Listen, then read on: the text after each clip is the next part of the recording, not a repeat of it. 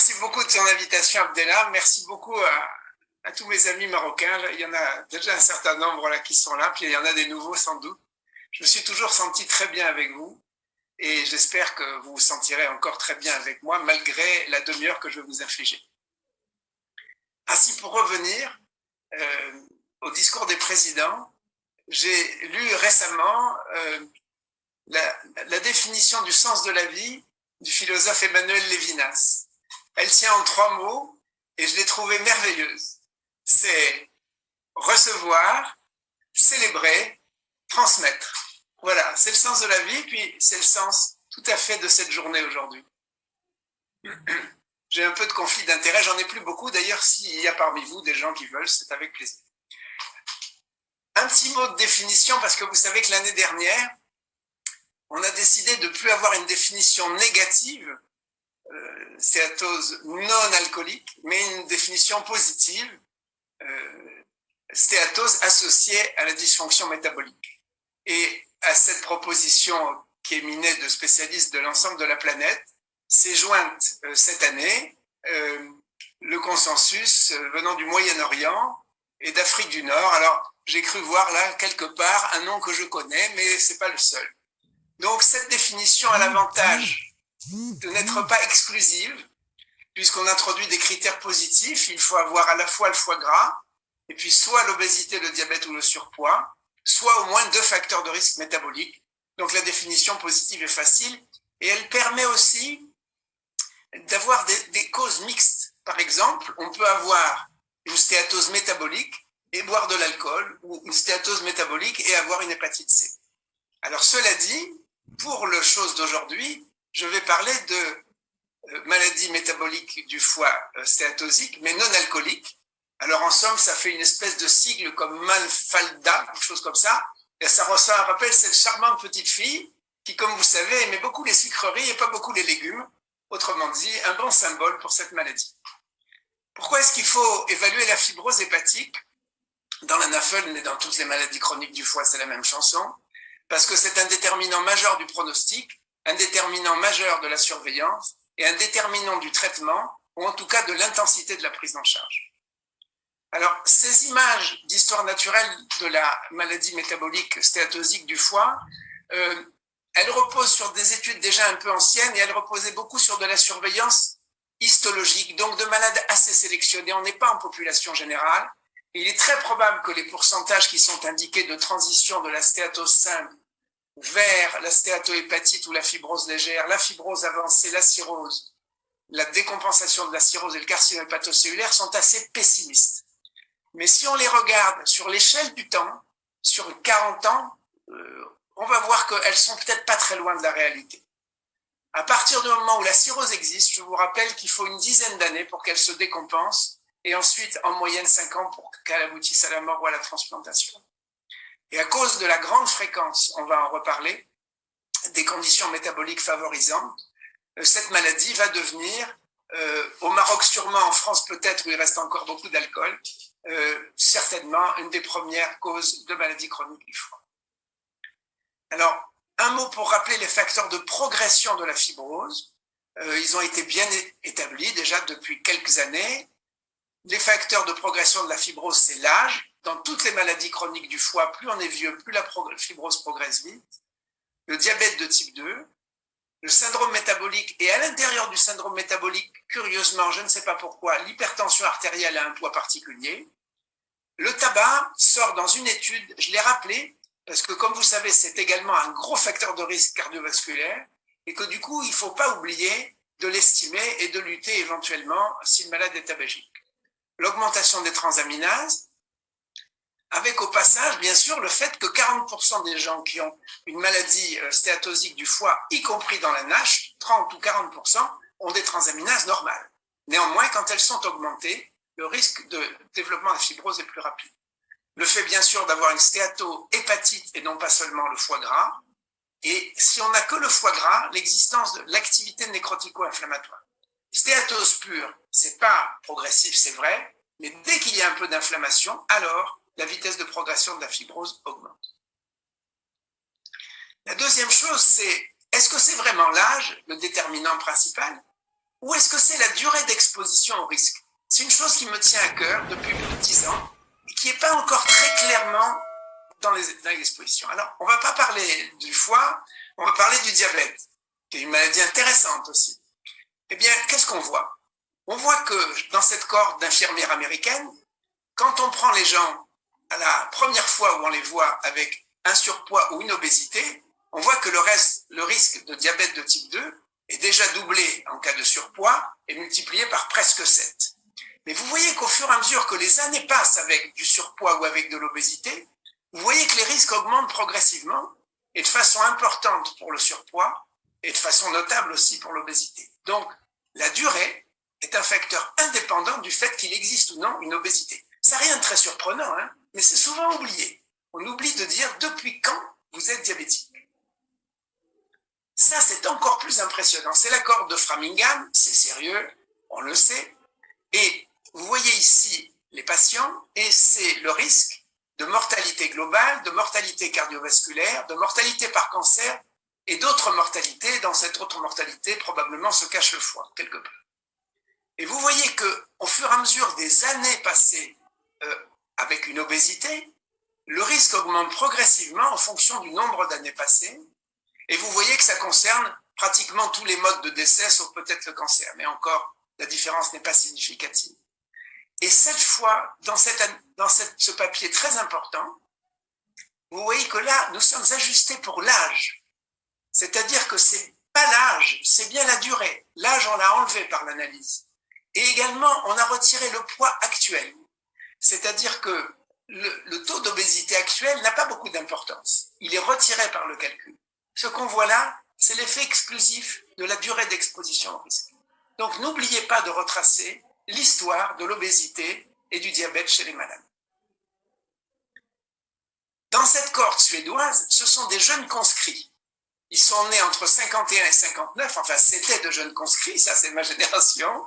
Et ensuite, une deuxième cohorte née entre 60 et 76. Et vous voyez que dans cette cohorte, le risque de maladie sévère du foie, et c'est une sous-estimation, c'est seulement les malades hospitalisés, ce risque augmente progressivement, comme vous voyez, avec l'existence d'un surpoids, ici, ou d'une obésité, ici. Et vous voyez qu'après à peu près 50 ans, 40 ans d'exposition, le risque atteint 45 pour 100 000 par an. Mais si on voit la cohorte qui a 15 ans de moins, on voit exactement la même courbe, simplement elle est décalée d'une quinzaine d'années. Si ces gens continuent à vivre 15 ou 20 ans de plus, on va retrouver exactement le même chiffre. Or, qu'est-ce qu'on voit actuellement en France, et j'imagine que c'est exactement la même chose au Maroc, c'est que l'âge auquel 10% de la population est obèse diminue de plus en plus. Dans ma génération, il fallait attendre 53 ans pour que 10% de la population soit obèse. Dans la génération née dans les années 80, 25-27%. Et c'est encore un petit peu moins maintenant.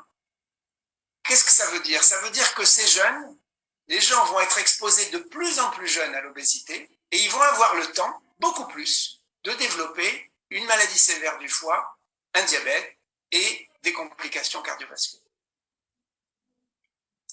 Enfin, la dernière petite chose qui n'est souvent pas dite, c'est qu'il est probable que la fibrose est une progression à 2 vitesses. Thierry Poinard, pour les gens qui sont, je dirais pas qui, mais un peu anciens, se rappelle qu'il avait vu ça très bien dès le début de ses études sur la vitesse de développement de la fibrose dans l'hépatite C. Il avait vu qu'exactement le même pourcentage, 15 à 20% des patients, ont une fibrose rapidement évolutive. Ici, sur 54 malades qui n'avaient pas de fibrose au départ, 11 étaient progresseurs rapides dès la deuxième biopsie, qui était en général autour de 5 ans. Ils avaient F3, F4 sur la deuxième. On ne sait pas quels sont les facteurs de progression rapide, mais vous voyez qu'ils concernent un nombre de malades non négligeable. Et il faut s'en méfier quand on voit les malades pour la première fois, de ne pas être trop rapidement optimiste avant de les avoir vus 2 ou 3 ans ou 4 ans évoluer. La fibrose détermine le pronostic. Ça non plus, ça surprend personne dans les maladies du foie.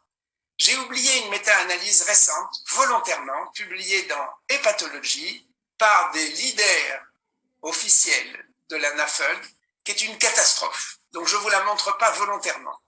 Et je sors en revanche un papier suédois, sorti la même année, et qui est la plus belle série de malades suivis, avec une biopsie au départ, 48 ans au départ, 7000 contrôles des témoins appariés, ça c'est très important qu'il y ait des témoins appariés.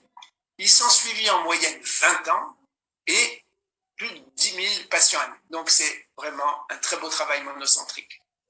Sur cette courbe, on voit que les malades qui sont initialement F0 ou F1 sont complètement collés sur la courbe de survie des témoins qui est en noir plein ici. On voit que les F2 ont un risque, enfin un autre ratio, mais peu importe, un risque relatif de décès prématuré d'environ 1,1. Pardon. C'est une différence qui n'est pas significative. Néanmoins, si on regarde la partie droite de la courbe, le peu de malades qui sont exposés au risque, comme d'habitude, 30-40 ans, vous voyez qu'elle décroche à la fin. La courbe F3, en revanche, est significativement différente des témoins normaux, et la courbe F4, évidemment, est la plus grave, avec une proportion de survie à 20 ans qui n'est que de 25%. Ce sont des malades avec une cirrhose du foie.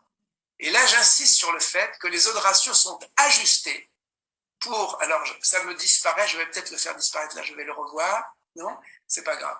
Donc, vous avez vu les facteurs, mais je sais que l'âge, le diabète, sont des facteurs qui ont permis de rendre cette analyse très pure.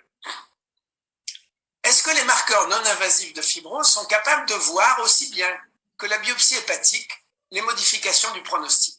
Pour ça, il y a plusieurs études. La meilleure, c'est sûrement une grosse étude de population américaine, 12 000 adultes qui, au début, n'ont aucun cofacteur, suivis 15 ans. Le diagnostic de foie gras était fait par l'échographie. Dans une population, c'est convenable. Et comme c'est en population générale, peu ont ici un NAFLD fibrosis score, un des scores non invasifs, élevé dans le range de la fibrose sévère. 25% dans la zone grise et 72% bas, donc des malades peu sévères pour le foie. On voit 1800 décès, essentiellement cardiovasculaires cancéreux, diabète et 2% liés au foie. Il n'y a pas de surmortalité pour l'ensemble de la cohorte, mais si la fibrose est sévère, on voit que le hazard ratio de mortalité globale est significativement augmenté, autour de 1,7, que le hazard ratio de mortalité cardiovasculaire est sévèrement augmenté, autour de 3,5, et curieusement cette fois, contrairement à l'étude suédoise, je crois que j'ai oublié de vous le dire, le hazard ratio pour la mortalité hépatique n'est pas augmenté. Alors comment, d'une étude à l'autre, on voit que la mortalité est bien augmentée quand la fibrose est sévère, mais parfois la mortalité hépatique clairement l'est et parfois non. Alors en dehors des problèmes de sous-déclaration, etc., ça n'a pas beaucoup d'importance. Ce que je crois, moi, c'est que ces malades qui sont au bout de l'histoire métabolique, ils ont à la fois un grand risque de mourir, soit du cœur, soit du foie. Et c'est le premier qui gagne et qui est marqué dans les statistiques de mortalité. Mais probablement, le fait d'avoir une cirrhose, ça n'arrange pas le pronostic des maladies cardiovasculaires. Et le fait d'avoir une maladie cardiovasculaire sévère, ça n'arrange pas non plus le pronostic des cirrhoses. Est-ce qu'on peut prédire le pronostic avec des tests non invasifs, comme je vous l'ai dit, comme le FIB4 dont on va reparler tout à l'heure? La réponse est oui. Dans cette étude italienne, 150 malades biopsiés au départ et suivis, on voit que pour la prédiction d'événements, c'est-à-dire de complications de la maladie du foie ou de décès ou de transplantation, le fait d'avoir un FIB4 élevé entraîne une forte diminution de la survie sans complications. La biopsie le voyait aussi pour les malades ensemble F3, F4. On voit ici qu'il y avait 50 malades dans la zone sévère, seulement 23 ici. C'est ça qui explique cette différence. Si on avait regardé avec la biopsie que les malades F4, par exemple, on aurait vu probablement une courbe de ce type. Alors, comment il faut évaluer la fibrose, puisque maintenant, j'espère vous avoir convaincu que c'est vraiment important. Mais d'abord, il ne faut pas oublier d'examiner les malades. Alors évidemment, je dis ça pour les plus jeunes d'entre nous, comme on dit toujours, mais enfin quand même. Il faut faire l'examen clinique, regarder les plaquettes, le TP, la bilirubine, l'albumine, l'IgA, moi j'aime bien. C'est pas un marqueur sensible, mais quand l'IgA est franchement élevé, franchement, méfiez-vous qu'il n'y ait pas une fibrose sévère. L'échographie, j'ai pas besoin de vous raconter. Et puis, il faut à l'examen clinique regarder les facteurs de risque de fibrose avancée, toujours les mêmes, l'âge, le diabète, le syndrome métabolique, le tabac, les transaminases et la durée de ces facteurs d'exposition aux facteurs de potentiel. Ensuite, bien sûr, la biopsie reste l'examen de référence. Elle seule peut faire le diagnostic de stéatohépatite. Elle reste l'examen de référence pour le stade de fibrose. Je vous rappelle que dans la classification classification de Kleiner, F1, F2, c'est un peu différent de la classification pour les hépatites. Mais pour ce qui nous intéresse, la fibrose sévère, c'est la même chose. Il y a des erreurs d'échantillonnage. Dans le très bon papier de l'équipe de la Pitié, déjà ancien, 40% des malades avaient des stades différents, un stade différent de fibrose sur 2 biopsies prises à 2 endroits du foie. Enfin, elle reste pour le moment indispensable pour l'inclusion des essais cliniques. Néanmoins, comme vous savez, sa pratique se réduit considérablement à cause de complications rares, mais parfois graves, à cause de l'inconfort, à cause de son coût, du fait qu'elle est difficile à répéter, et puis, comme je vous l'ai montré, peut-être a-t-elle une valeur prédictive inférieure à celle des tests non invasifs, parce que les tests non invasifs incluent des tests de fonction hépatique, comme la bilirubine, par exemple, ou le taux de prothrombine. Alors, quels sont les marqueurs non invasifs de fibrose? Bien, les marqueurs non invasifs de fibrose, comme vous le savez, sont soit des marqueurs indirects, en gros qui dépendent de la prise de sang et de signes d'ordre clinique, et puis des marqueurs directs de fibrose qui sont inclus dans d'autres pages. Ça, c'est pour les tests sanguins. Et pour l'élastométrie, le père de la technique, c'est le fibroscan, mais vous savez que maintenant, il y a d'autres techniques qui sont applicables et trouvables dans des appareils d'échographie. Et puis, pour les gens très riches, il y a l'IRM et l'ERM, mais ce n'est pas mon cas. Et quelque chose me dit que ce n'est pas le vôtre. Les tests sanguins non invasifs de fibrose, il y a ceux qui sont simples, des paramètres de routine, un calcul facile, gratuit, et qui ont été bien étudiés dans la maladie métabolique, dans la stéatose métabolique, c'est le NAFLD Fibrosis Score et le FIB4. Ils ont été comparés dans beaucoup d'études.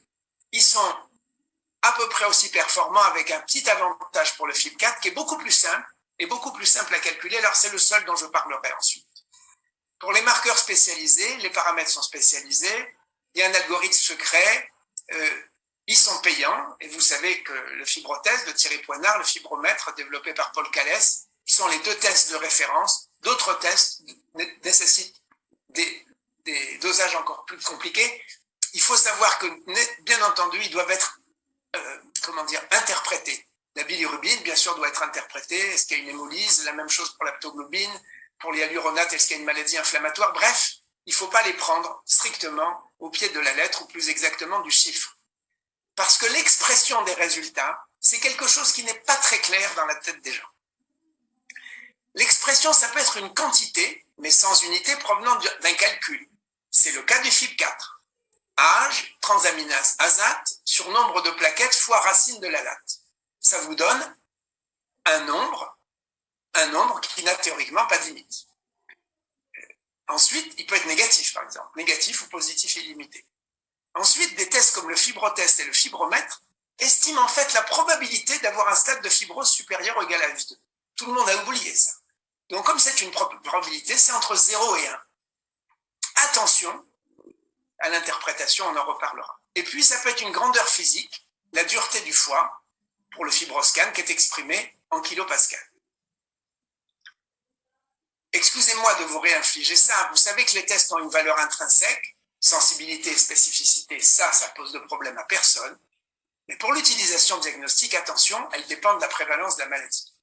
Si vous êtes en population générale, le taux de fibrose sévère parmi les malades qui ont un foie gras est très faible. C'est ce qu'on a vu dans la chose américaine tout à l'heure. Si vous êtes dans un endroit, un CHU, un service spécialisé dans les pathologies, la prévalence de la fibrose sévère est très forte. Et donc, bien entendu, la valeur prédictive positive des tests sera beaucoup plus élevée quand la prévalence est très forte au CHU qu'en population générale. Il faut donc que vous sachiez à peu près où se trouve votre population à vous.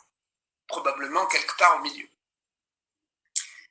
La deuxième chose, c'est que tous les tests non invasifs ont une zone grise.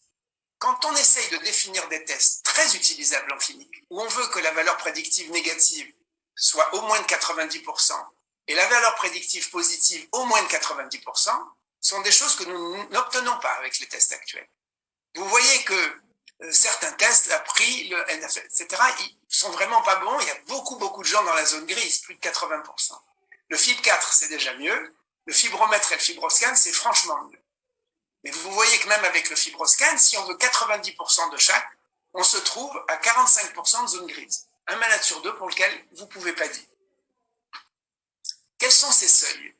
Pour le FIB4, l'exclusion, c'est inférieur à 1,30. Apprenez pas par cœur, c'est marqué partout.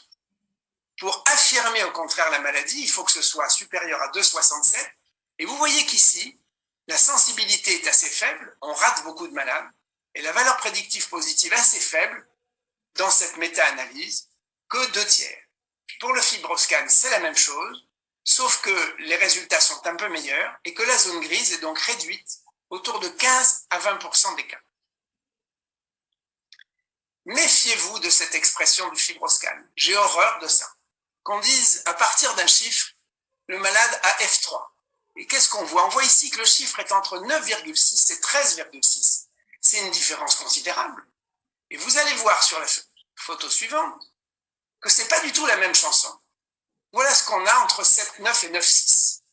Les malades F4 sont rouges, F3 orangé, F2 jaune, F1 vert et bleu, c'est 0 ou pas grand-chose. Vous voyez que à partir de 7,9, si vous êtes en dessous de 7,9, il y a effectivement très peu de malades qui ont une fibrose annoncée, une fibrose sévère. Peut-être 10% à tout casser. Si vous êtes au-dessus de 9,6, vous voyez que vous allez avoir une grande partie des malades qui ont une fibrose avancée, mais que vous en ratez quand même ici à peu près le tiers. De plus, en même temps que ceux qui ont une fibrose avancée, vous embarquez un certain nombre de malades qui n'ont pas une fibrose avancée ici. Donc ces seuils sont des seuils indicatifs. Néanmoins, regardez le chiffre. Si le malade a 20 ou 25 kilopascal au FibroScan, et c'est la même chose pour les tests non invasifs, évidemment qu'ici, la valeur prédictive positive va être beaucoup plus forte, autour de 80%.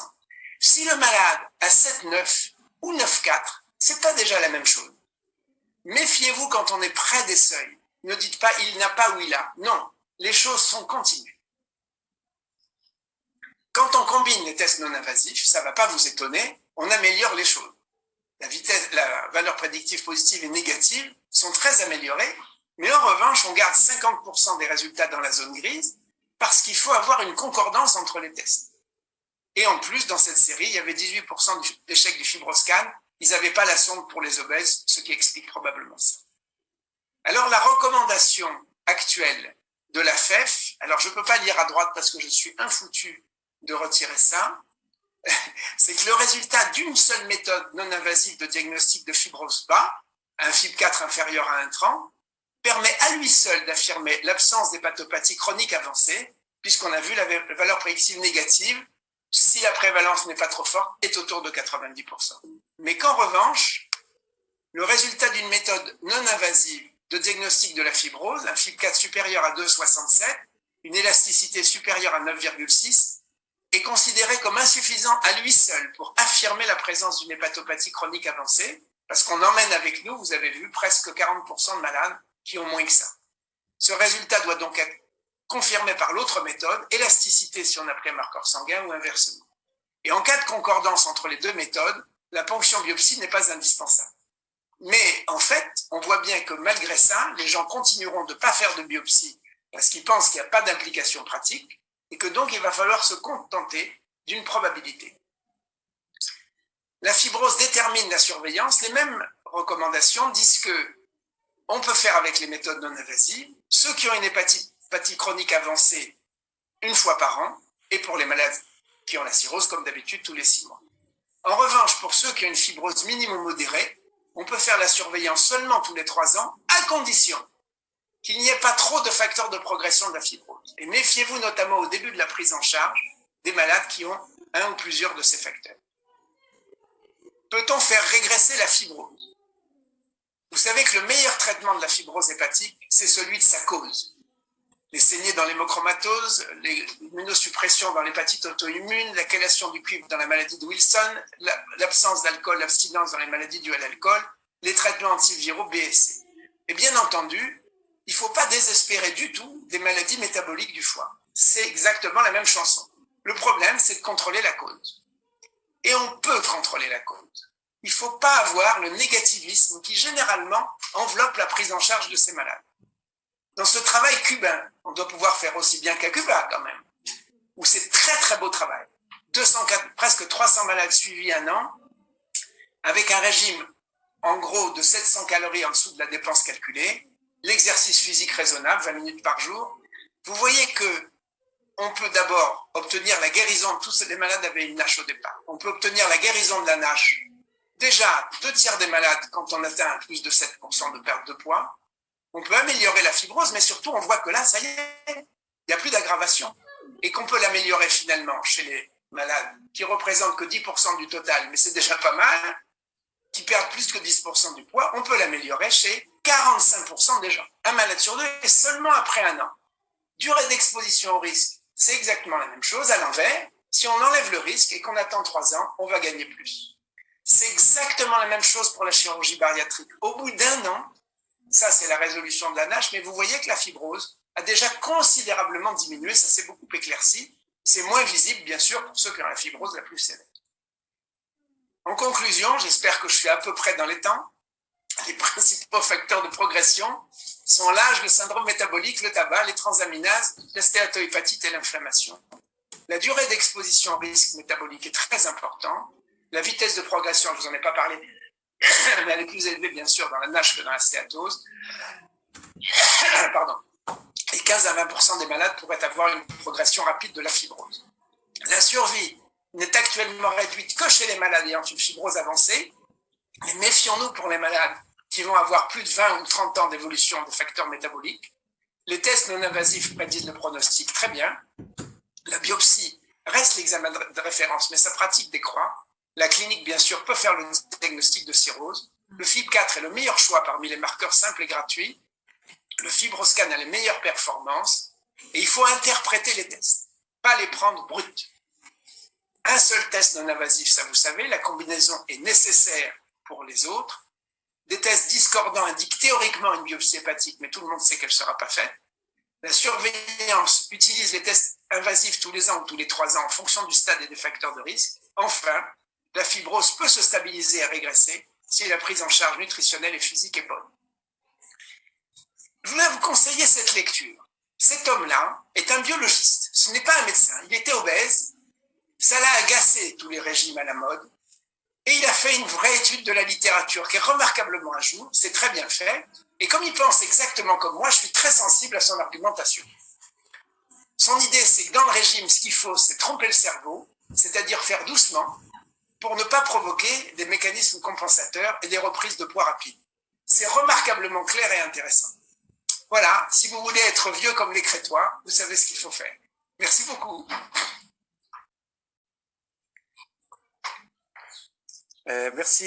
Merci Alex pour cette excellente revue de la fibrose hépatique, l'évaluation de la fibrose hépatique. Et là, avant de poser les questions qui sont arrivées, je voudrais que tu nous dises un mot sur l'étude Constance qui a été présentée au dernier GIFOD, oui, et dans laquelle c'est une cohorte très importante, il y a à peu près 200 000 personnes. oui. Et là, ma question, c'est surtout parce que là, tu as parlé de la fibrose, de la stéatose chez les sujets obèses. Et moi, je vais partir de l'inverse, je vais dire les sujets maigres, donc Oui. avec un IMC inférieur à 35, qui ont de la stéatose. Et le gros de l'étude, c'est qu'ils disent qu'il y a et les gens minces évoluent plus vers la fibrose, font plus d'événements cardiovasculaires, il y a plus de mortalité, tout ça. Et moi, ma question, quel est le profil évolutif ou quelle est la différence du profil évolutif entre la stéatose du sujet maigre et du sujet obèse? Alors, tu as raison, à peu près. Maigre, c'est pas tout à fait maigre. Alex, je crois que... C'est clairement, c'est moins de 25. Voilà. Moins de 25. Moi, j'ai 24,5. Impeccable. Oh, je suis magnifique. Donc, les gens dits maigres, c'est-à-dire qui ne sont pas en surpoids, bien dire, peuvent avoir une stéatose. Ils représentent à peu près 20% de l'effectif. C'est pas négligeable du tout. Quand on regarde, ils ont autant de facteurs de risque, voire un peu plus de facteurs de risque métaboliques que ceux qui sont obèses. Les autres facteurs, le diabète, l'hypertriglycéridémie, l'HDL cholestérol bas et l'hypertension artérielle. Ils ont un tour de taille qui est très souvent augmenté. La première chose à faire chez quelqu'un qui n'a pas une obésité au sens de l'indice de masse corporelle, c'est de mesurer le tour de taille. Et donc, chez ces gens qui n'ont pas d'obésité, mais qui ont des facteurs de risque, c'est pas du tout idiot de penser qu'ils vont être progressés encore plus vite que les obèses. On sait qu'à l'inverse, chez les obèses, il y a 20% à peu près d'obèses qui sont métaboliquement, c'est ça, normaux. Ils n'ont rien d'autre que la surcharge pondérale, notamment chez les femmes avec l'obésité gynoïde, la Vénus de nos ancêtres. Elles ont des jolies fesses, des belles cuisses, mais pour le reste, elles n'ont pratiquement pas de surmortalité cardiovasculaire. Donc c'est la même chanson. Quand on voit une stéatose chez un malade qui n'est pas obèse, il faut bien sûr éliminer avec beaucoup de soin les autres causes de stéatose non métaboliques, mais il est exceptionnel qu'il n'y ait pas de facteur de risque métabolique. Ensuite, pourquoi ils sont plus graves? Probablement parce que, de la même façon, on a sous-sélectionné des gens qui étaient particulièrement sensibles aux facteurs de risque. Et quand on réduit leurs facteurs de risque, ils vont beaucoup mieux. Ils sont sensibles aussi à ça. En plus, il y a probablement le fait que la prédisposition génétique la plus connue, la diponutrine, le profil génétique de la diponutrine, montre que chez les malades qui ont le mauvais variant, on va dire, ils ont une évolution beaucoup plus rapide, mais ils sont beaucoup plus sensibles à l'amaigrissement, aux effets favorables de l'amaigrissement, beaucoup plus que ceux qui ne l'ont pas. Autrement dit, ils font plus de maladies, ils ont plus de prédispositions, donc avec peu de facteurs de risque, et du coup, ils sont assez faciles à réduire et à ramener dans le show. Pour le moment, on ne peut pas le faire en pratique courante. Alors, il y a une question du professeur Tawfiq Msiyah qui dit « Quel est le principal déterminant de la progression de la fibrose au cours de la NAFLD ?» Je pense que si on doit en dire un seul, le plus important, c'est le diabète, clairement. Ensuite, c'est le reste. L'âge est important et j'espère vous avoir convaincu.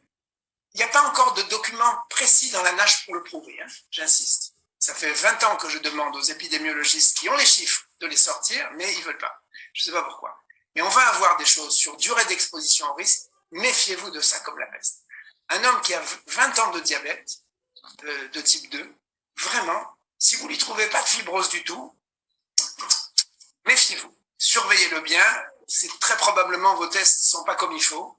Méfiez-vous de ça. Oui, le diabète et la durée d'exposition. Très bien. Là, on est en parlant du traitement de la stéatose. Bon, c'est vrai qu'actuellement, les hépatologues ont réussi à vaincre l'hépatite C. On arrive maintenant, c'est très bien. Mais la stéatose, il n'y a pas de traitement chimique, il y a que le régime, le sport. Et souvent, les gens ne sont pas convaincus, les gens qu'on voit en consultation ne sont pas convaincus du régime et du sport parce qu'ils vous disent « Moi, j'ai une cétolyse, j'ai une fibrose, mon foie n'est pas bon et vous me dites qu'il n'y a juste que le régime. » Alors, est-ce qu'à l'avenir, y a-t-il un traitement qui va émerger pour ces stéatoses? Alors, la réponse est oui. Alors, d'abord, l'industrie regarde ça avec les yeux de Chimène. Hein. C'est un pactole. Hein, donc, et bien entendu, comme ils ont essentiellement des préoccupations humanitaires, tu penses bien. Non. La première chose pour convaincre les malades que maigrir, c'est efficace, c'est d'en être soi-même convaincu. Moi, je pense que beaucoup de médecins qui s'en sont pas vraiment occupés, ils disent ça marche pas, les malades regrossissent toujours, c'est désespérant, etc. La même chose qu'avec l'alcool en France. Oh là là, tous les alcooliques reboivent, etc. Toujours la même chanson. C'est pas vrai. Quand on s'en occupe, tous les alcooliques reboivent pas. Avec une maladie du foie, plus de la moitié s'arrête complètement si on s'en occupe. C'est la même chose. Je pense que les hépatologues et les hépatogastroentérologues sous-estiment leur pouvoir. Parce que, à mon avis, ils s'intéressent pas assez à l'obésité. Il faut plus, je dis pas qu'il faut pas s'intéresser à l'hépatite C, mais bon, c'est facile, on prescrit 3 pilules, au revoir monsieur, enfin je charrie, hein, mais presque. Là, c'est difficile. Et le rôle des médecins, c'est de s'intéresser à ce qui est difficile. C'est ça qui est amusant. Et ils peuvent faire beaucoup. Lisez ce livre, vous allez changer d'opinion, et comme vous aurez changé d'opinion, vous allez convaincre les gens. Et ce qu'on va leur dire, c'est maigrissez doucement. Si vous faites doucement, ça va doucement, mais ça marche. Et si vous faites doucement, ça rechute pas. Excuse-moi, je vais te dire ce que je disais toujours à mes malades. Je leur disais, madame, vous me dites que vous avez pris du poids depuis la ménopause, c'est vrai. Vous me dites que vous ne mangez pas plus qu'avant, que vous ne faites pas moins d'exercice qu'avant. C'est peut-être pas tout à fait vrai. Mais regardez ce petit paquet de beurre de l'hôtel de 10 grammes. Vous voyez 10 grammes de beurre. Vous allez me dire, c'est pas grand-chose. Si vous avez un peu plus d'appétit et que vous mangez ce petit machin de 10 grammes en plus chaque jour sans changer rien au reste, qu'est-ce que ça change? 10 grammes de beurre absorbé à 100%, vous vous rappelez, le tube digestif marche bien. Au bout d'un an, c'est 3,650 kg. Si vous enlevez les 10 grammes de beurre, vous perdrez 3,650 kg. Vous allez me dire, c'est pas beaucoup. Je pèse 80 kg, 76, ça suffit pas. Oui, mais l'année d'après, c'est 73. Ça veut dire qu'en 5 ans, le problème est résolu. On a le temps dans la nage. On a le temps.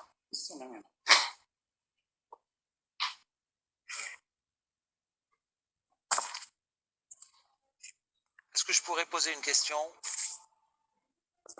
Est-ce que j'aurai la réponse? Je ne sais pas, j'ai plus le son, Alex. Oui. Est-ce que vous m'entendez?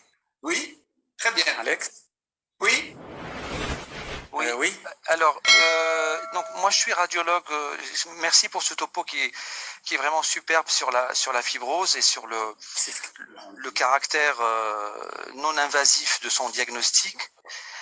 Si jamais on est amené à faire une biopsie, ce qui nous arrive maintenant effectivement assez rarement, quelles sont vos recommandations? Parce que effectivement, on fait une biopsie dans un territoire qui est choisi un peu entre guillemets pour la facilité, pour ne pas avoir de complications. En général, on est dans le segment 5, 6, Oui. Sous les côtes, dans une zone bien visible. Est-ce que ça reflète réellement la stéatose ou la fibrose dans l'ensemble du foie? Quelles sont vraiment vos recommandations pour qu'on ait un échantillon le plus représentatif possible? Est-ce qu'il faut faire 2 prélèvements, 3 prélèvements, 4 prélèvements? Ça, c'est la première chose. La deuxième chose concerne en fait les malades que nous voyons, nous, en échographie pour un foie de surcharge au sens large, que ce soit effectivement la stéatose ou d'autres surcharges métaboliques, où le foie est en général blanc à l'échographie. Est-ce que quand ils adoptent ce régime-là ou quand ils perdent du poids, est-ce que l'aspect lui-même du foie change, c'est-à-dire qu'il devient à peu près normal? Moi, dans mon expérience que j'ai, c'est que même quand les patients perdent du poids, cet aspect blanc du foie de surcharge reste, et en tout cas il reste assez longtemps. C'est vrai, c'est proportionnel. Alors, pour la première chose, la biopsie.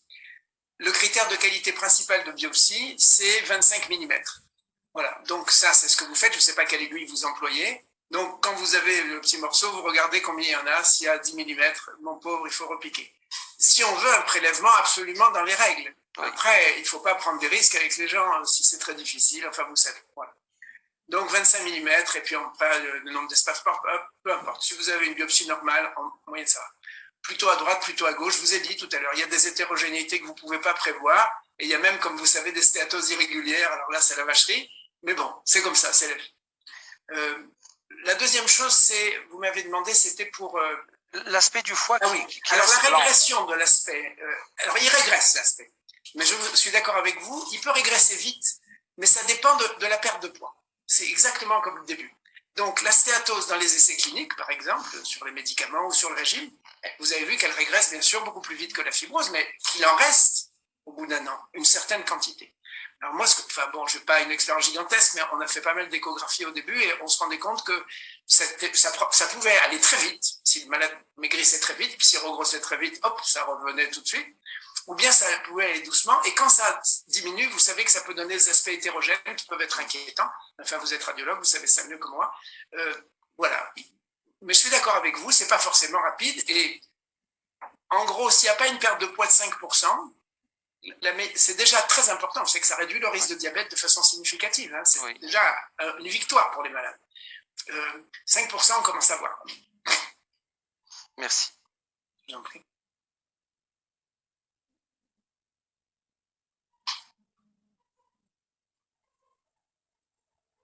Je regarde dans les questions-réponses. Voilà. Dysbiose. Est-ce que dysbiose, voilà. Oh là là, dysbiose. Une relation entre la dysbiose. Oui, alors la réponse est oui. Il y a une relation. Deuxièmement, ça passe par l'alimentation aussi. Autrement dit, il y a un truc à 3 là, un truc triangulaire. L'alimentation modifie la flore. Excusez-moi, je dis encore flore, pas microbiote. L'alimentation modifie la flore modifie la réaction inflammatoire et la réaction inflammatoire modifie l'évolution de la fibrose dans le foie. Et donc, il est possible que certains régimes soient nocifs. C'est même hautement probable que les régimes très déséquilibrés soient nocifs.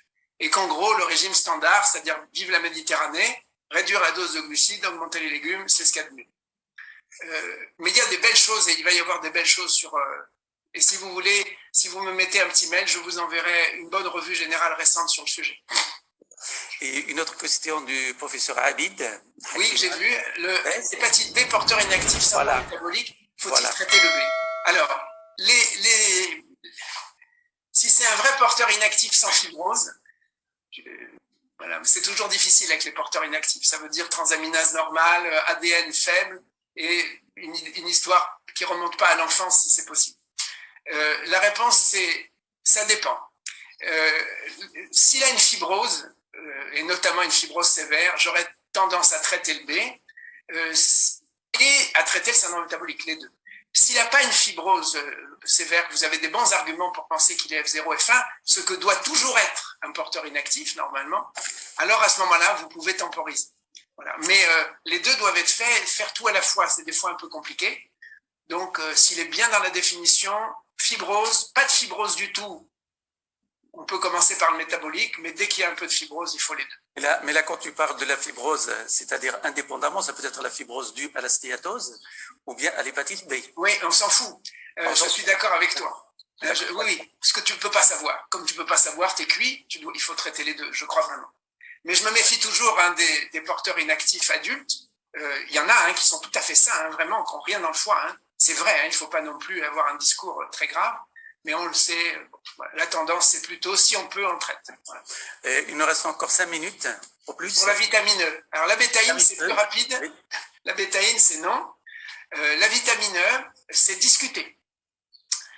Chez les diabétiques, c'est non. Pour faire simple, chez les non-diabétiques, c'est probablement oui. Ça joue sur la fibrose. C'est pas totalement dépourvu d'effets indésirables. Et notamment, il y a des choses vaches, comme par exemple le fait que ça augmente les accidents hémorragiques cérébraux. C'est embêtant, mais c'est rare. Et que ça diminue en même temps les accidents ischémiques, qui sont fréquents. Alors avec ça, vous vous démerdez, mais vous êtes obligé de prévenir les malades que c'est pas une poudre de perlimpinpin. Voilà. Mais cela dit, c'est tout à fait envisageable. Il faut commencer vraiment par le reste. Faut enlever l'idée de la tête des gens que le médicament pour le foie va être miraculeux. Même si, imaginons un médicament pour le foie qui améliore le foie et qui améliore pas le risque cardiovasculaire, quel service vous rendez? Nul. Voilà. Alors peut-être avec le sémaglutide, les médicaments, les nouveaux analgésiques pour le diabétique, qui marchent apparemment dans la NAFLD et sur la fibrose et qui marchent aussi sur le métabolique, ça va marcher. Mais pourquoi ils marchent? Eh bien, les malades, ils perdent 10 kilos au bout d'un an. Alors évidemment, c'est magnifique, ils vomissent, ils ont plus faim. Et donc, ils guérissent, c'est magnifique, mais enfin, je trouve que c'est un peu compliqué. HVB, porteur inactif plus NASH. Ah ben voilà, F0, légère cytolyse, traité. Voilà, c'est la même question que tout à l'heure. Ça dépend de l'âge. Il y a une biopsie pour dire F0, c'est vraiment peut-être un porteur inactif. Je commencerai par la NASH. Voilà, je commencerai par le régime. Et Mustapha Benazouz me demande quel est l'intérêt du CAP pour la stéatose. La réponse, c'est très bien, ça marche très bien, mais ça n'a pas d'intérêt pronostic du tout. Donc, à la rigueur, pour confirmer un diagnostic de stéatose, si vous avez le fibroscan, comme vous avez le CAP en même temps, rien ne vous empêche de regarder. Et peut-être pour renforcer la décision des malades qui ont maigri, vous pouvez leur montrer que leur stéatose diminue, objectivement. Et donc, peut-être ça peut les renforcer. Moi, je crois à ça. Je pense qu'il faut les convaincre et que ça fait partie des choses qui peuvent les convaincre. Est-ce que je pourrais vous demander un conseil Essayez toujours, si c'est pour la cuisine du foie gras, je connais très très bien. Et qui est en plein dans la meilleure régime. Je suis régulièrement impliqué dans les réunions, outre les réunions de concertation pluridisciplinaire, mais tous les staffs avec les chirurgiens, notamment